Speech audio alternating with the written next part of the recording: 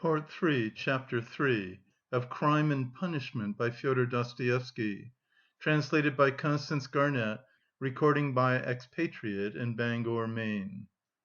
Part 3, Chapter 3.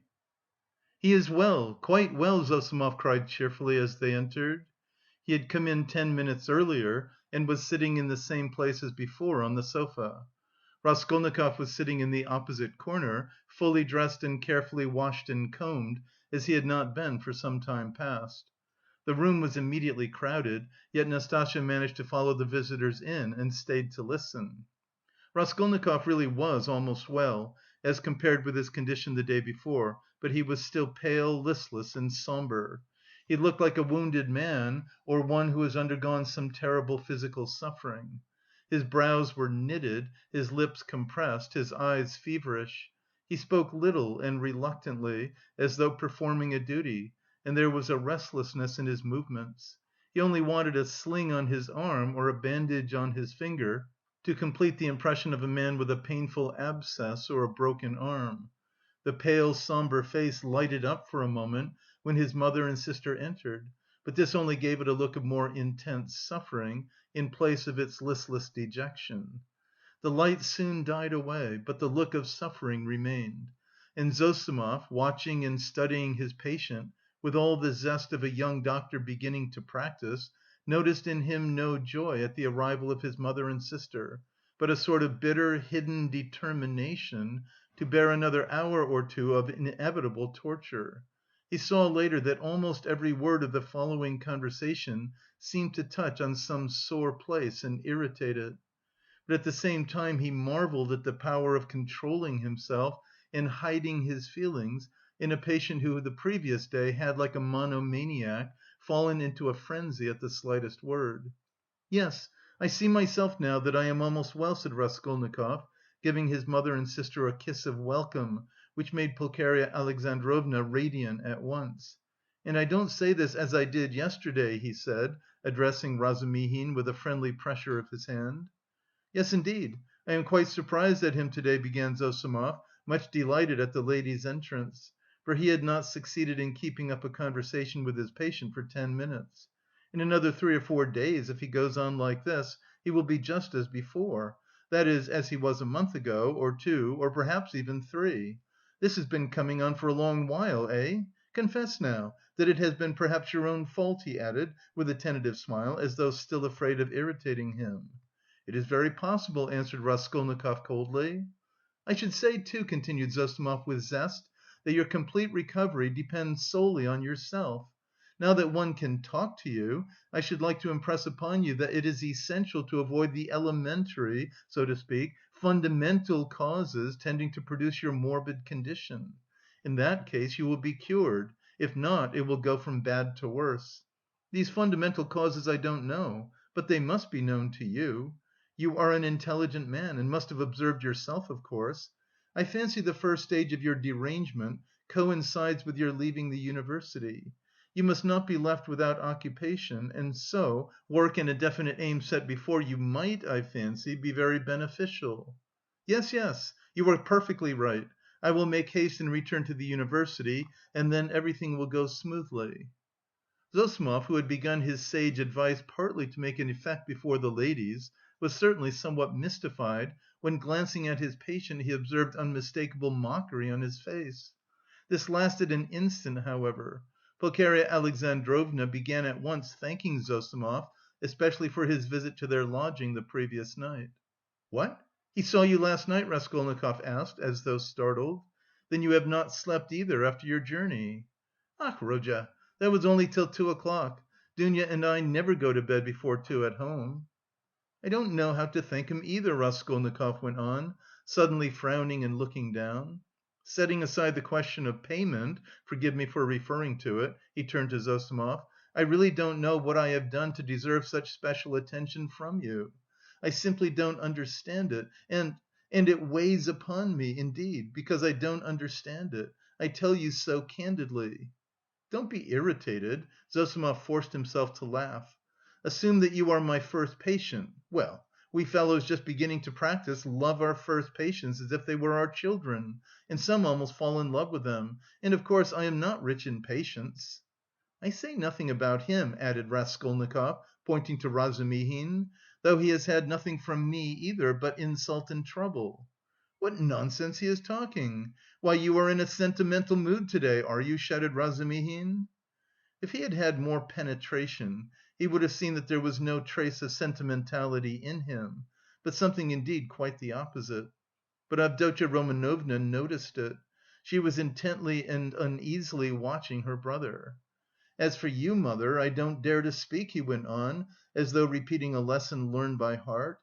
"It is only to day that I have been able to realise a little how distressed you must have been here yesterday, waiting for me to come back."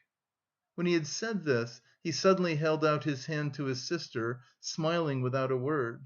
But in this smile there was a flash of real unfeigned feeling. Dounia caught it at once and warmly pressed his hand, overjoyed and thankful. It was the first time he had addressed her since their dispute the previous day. The mother's face lighted up with ecstatic happiness at the sight of this conclusive unspoken reconciliation. "Yes, that is what I love him for," Razumihin, exaggerating it all, muttered to himself, with a vigorous turn in his chair. "He has these movements." "And how well he does it all," the mother was thinking to herself. "What generous impulses he has, and how simply, how delicately he put an end to all the misunderstanding with his sister, simply by holding out his hand at the right minute and looking at her like that. And what fine eyes he has, and how fine his whole face is. He is even better looking than Dounia. But good heavens, what a suit! How terribly he's dressed! Vassya, the messenger boy in Afanasy Ivanitch's shop, is better dressed. I could rush at him and hug him, weep over him, but I am afraid. Oh dear, he's so strange. He's talking kindly, but I'm afraid. Why? What am I afraid of?" "Oh, Rodya, you wouldn't believe," she began suddenly, in haste to answer his words to her, "how unhappy Dounia and I were yesterday. Now that it's all over and done with, and we are quite happy again, I can tell you. Fancy, we ran here almost straight from the train to embrace you, and that woman ah, here she is! Good morning, Nastasya! She told us at once that you were lying in a high fever and had just run away from the doctor in delirium, and they were looking for you in the streets. You can't imagine how we felt. I couldn't help thinking of the tragic end of Lieutenant Potantchikov, a friend of your father's you can't remember him, Rodya who ran out in the same way in a high fever and fell into the well in the courtyard, and they couldn't pull him out till next day. Of course we exaggerated things. We were on the point of rushing to find Pyotr Petrovitch to ask him to help. Because we were alone, utterly alone," she said plaintively, and stopped short, suddenly, recollecting it was still somewhat dangerous to speak of Pyotr Petrovitch, although "we are quite happy again." "Yes, yes, of course it's very annoying," Raskolnikov muttered in reply, but with such a preoccupied and inattentive air that Dounia gazed at him in perplexity. "What else was it I wanted to say?" he went on trying to recollect. "Oh, yes, mother, and you too, Dounia, please don't think that I didn't mean to come and see you to day and was waiting for you to come first." "What are you saying, Rodya?" cried Pulcheria Alexandrovna. She, too, was surprised. "Is he answering us as a duty?" Dounia wondered. "Is he being reconciled and asking forgiveness as though he were performing a rite or repeating a lesson? I've only just waked up and wanted to go to you, but was delayed owing to my clothes. I forgot yesterday to ask her, Nastasya, to wash out the blood. I've only just dressed." "Blood? What blood?" Pulcheria Alexandrovna asked in alarm. "Oh, nothing, don't be uneasy. It was when I was wandering about yesterday, rather delirious, I chanced upon a man who had been run over, a clerk." "Delirious? But you remember everything," Razumihin interrupted. "That's true," Raskolnikov answered with special carefulness. "I remember everything even to the slightest detail, and yet... why I did that and went there and said that, I can't clearly explain now." "A familiar phenomenon," interposed Zossimov. "Actions are sometimes performed in a masterly and most cunning way, while the direction of the actions is deranged and dependent on various morbid impressions. It's like a dream." "Perhaps it's a good thing really that he should think me almost a madman," thought Raskolnikov. "Why, people in perfect health act in the same way, too," observed Dounia, looking uneasily at Zossimov. "There is some truth in your observation," the latter replied. "In that sense we are certainly all not infrequently like madmen, but with the slight difference that the deranged are somewhat madder, for we must draw a line. A normal man, it is true, hardly exists. Among dozens, perhaps hundreds of thousands, hardly one is to be met with." At the word "madman," carelessly dropped by Zossimov in his chatter on his favourite subject, everyone frowned. Raskolnikov sat seeming not to pay attention, plunged in thought with a strange smile on his pale lips. He was still meditating on something. "Well, what about the man who was run over? I interrupted you," Razumihin cried hastily. "What?" Raskolnikov seemed to wake up. "Oh, I got spattered with blood helping to carry him to his lodging. By the way, Mamma, I did an unpardonable thing yesterday. I was literally out of my mind. I gave away all the money you sent me to his wife, for the funeral. She's a widow now, in consumption, a poor creature, 3 little children, starving, nothing in the house. There's a daughter too, perhaps you'd have given it yourself if you'd seen them. But I had no right to do it, I admit, especially as I knew how you needed the money yourself. To help others one must have the right to do it, or else crevez chien si vous n'êtes pas content," he laughed. "That's right, isn't it, Dounia?" "No, it's not," answered Dounia firmly. "Bah! You too have ideals," he muttered, looking at her almost with hatred and smiling sarcastically. "I ought to have considered that. Well, that's praiseworthy, and it's better for you. And if you reach a line you won't overstep, you will be unhappy, and if you overstep it, maybe you will be still unhappier. But all that's nonsense," he added irritably, vexed at being carried away. "I only meant to say that I beg your forgiveness, mother," he concluded shortly and abruptly. "That's enough, Rodya. I am sure that everything you do is very good," said his mother, delighted. "Don't be too sure," he answered, twisting his mouth into a smile. A silence followed. There was a certain constraint in all this conversation and in the silence, and in the reconciliation, and in the forgiveness, and all were feeling it. "It is as though they were afraid of me," Raskolnikov was thinking to himself, looking askance at his mother and sister. Pulcheria Alexandrovna was indeed growing more timid the longer she kept silent. "Yet in their absence I seem to love them so much," flashed through his mind. "Do you know, Rodya, Marfa Petrovna is dead," Pulcheria Alexandrovna suddenly blurted out. "What Marfa Petrovna?" "Oh, mercy on us! Marfa Petrovna Svidrigaïlov. I wrote you so much about her." "Ah! Yes, I remember. So she's dead? Oh, really?" He roused himself suddenly, as if waking up. "What did she die of?" "Only imagine, quite suddenly," Pulcheria Alexandrovna answered hurriedly, encouraged by his curiosity. "On the very day I was sending you that letter. Would you believe it, that awful man seems to have been the cause of her death. They say he beat her dreadfully." "Why, were they on such bad terms?" he asked, addressing his sister. "Not at all. Quite the contrary indeed. With her he was always very patient, considerate even. In fact, all those 7 years of their married life he gave way to her, too much so, indeed, in many cases. All of a sudden he seems to have lost patience." "Then he could not have been so awful if he controlled himself for 7 years. You seem to be defending him, Dounia." "No, no, he's an awful man. I can imagine nothing more awful," Dounia answered, almost with a shudder, knitting her brows and sinking into thought. "That had happened in the morning," Pulcheria Alexandrovna went on hurriedly, "and directly afterwards she ordered the horses to be harnessed to drive to the town immediately after dinner. She always used to drive to the town in such cases. She ate a very good dinner, I am told."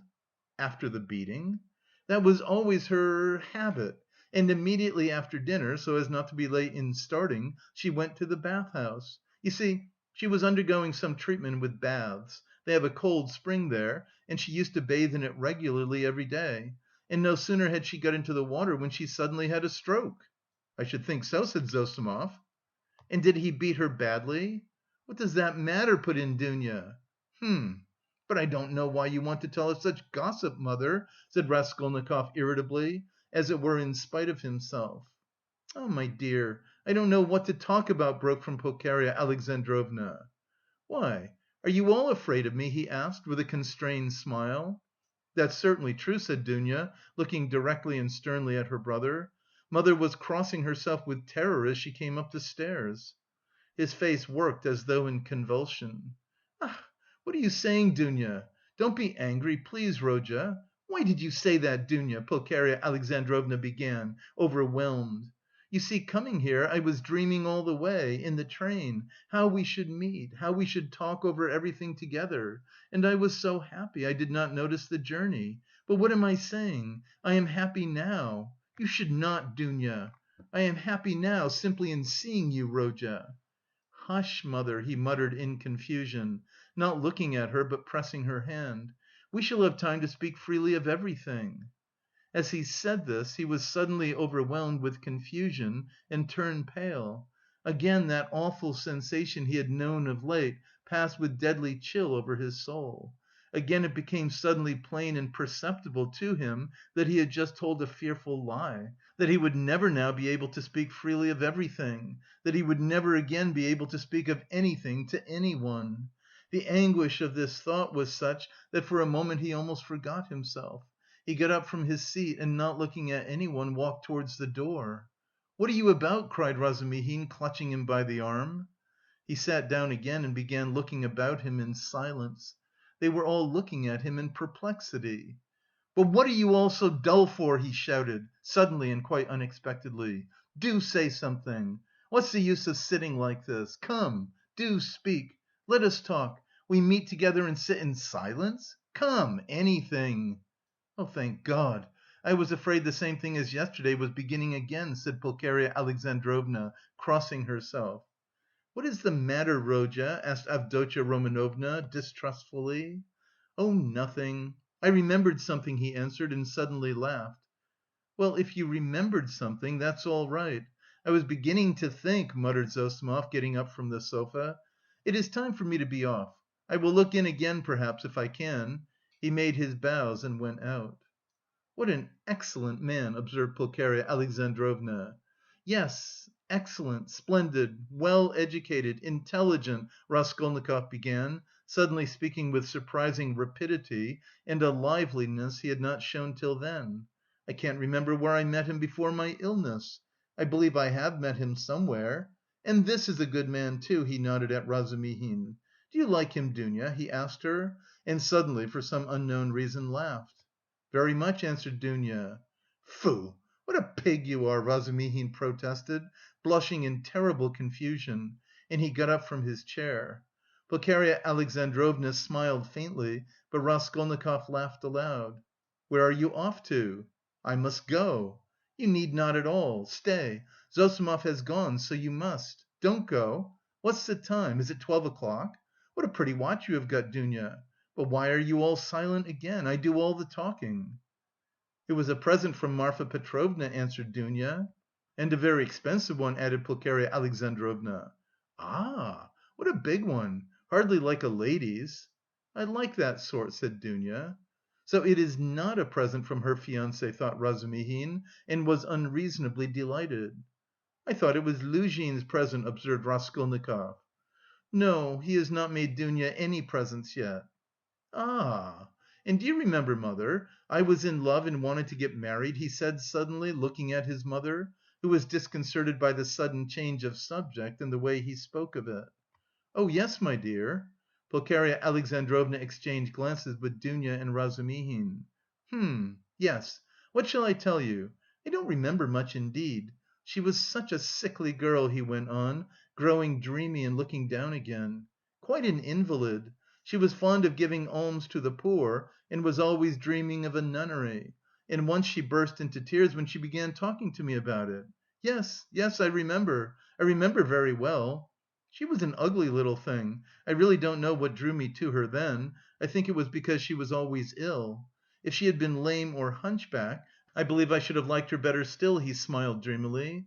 "Yes, it was a sort of spring delirium." "No, it was not only spring delirium," said Dounia with warm feeling. He fixed a strained, intent look on his sister, but did not hear or did not understand her words.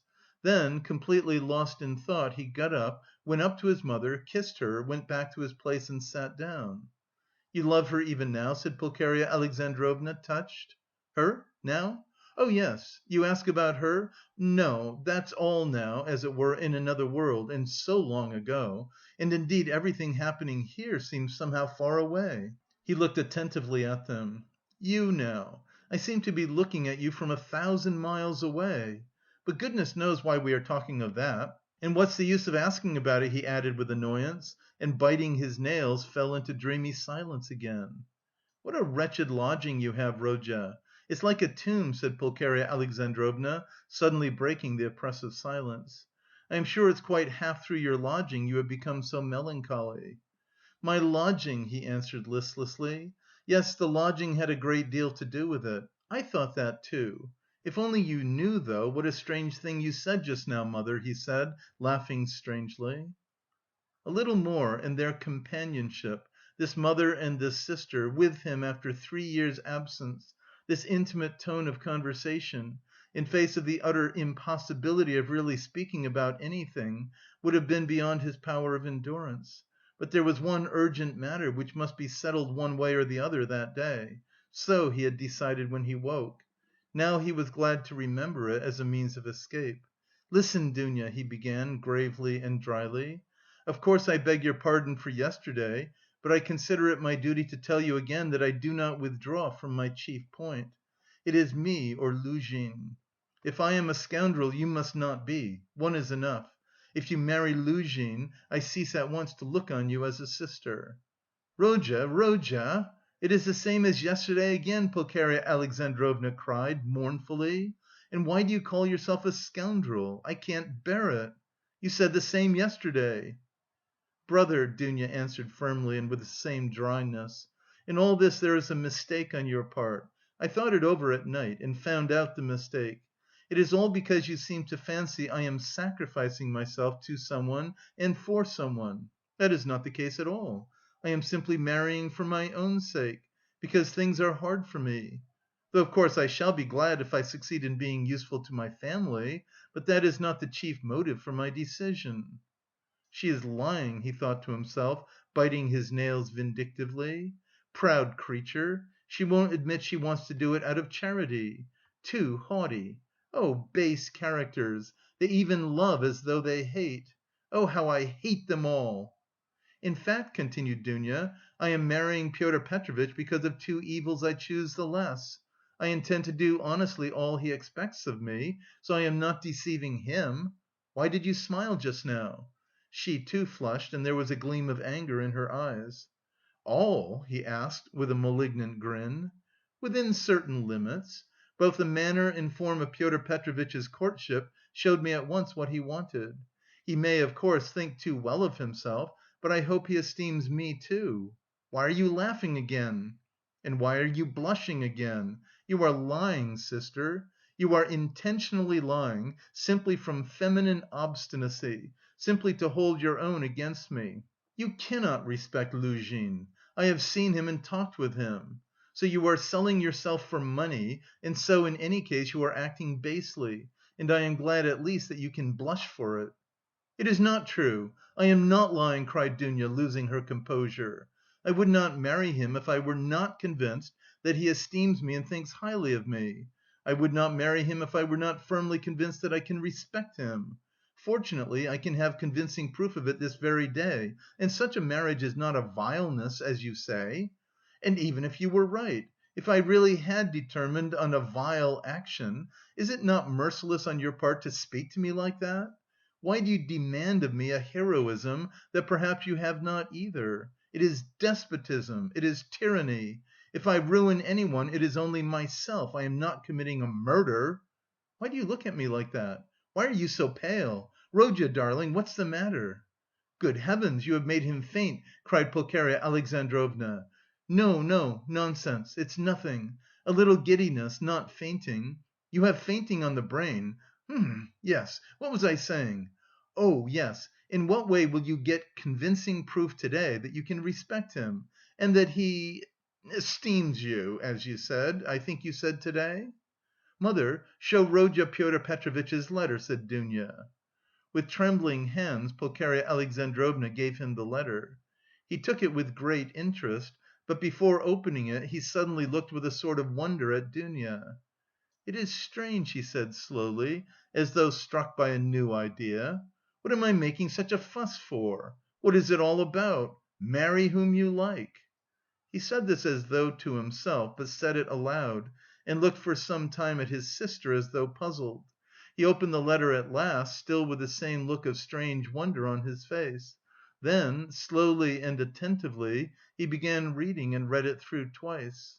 Pulcheria Alexandrovna showed marked anxiety, and all indeed expected something particular. "What surprises me," he began, after a short pause, handing the letter to his mother, but not addressing anyone in particular, "is that he is a business man, a lawyer, and his conversation is pretentious indeed, and yet he writes such an uneducated letter." They all started. They had expected something quite different. "But they all write like that, you know," Razumihin observed abruptly. "Have you read it?" "Yes." "We showed him, Rodya, we consulted him just now," Pulcheria Alexandrovna began, embarrassed. "That's just the jargon of the courts," Razumihin put in. "Legal documents are written like that to this day." "Legal?" "Yes, it's just legal, business language, not so very uneducated, and not quite educated, business language." Pyotr Petrovitch makes no secret of the fact that he had a cheap education. He is proud indeed of having made his own way, Avdotya Romanovna observed, somewhat offended by her brother's tone. "Well, if he's proud of it, he has reason, I don't deny it.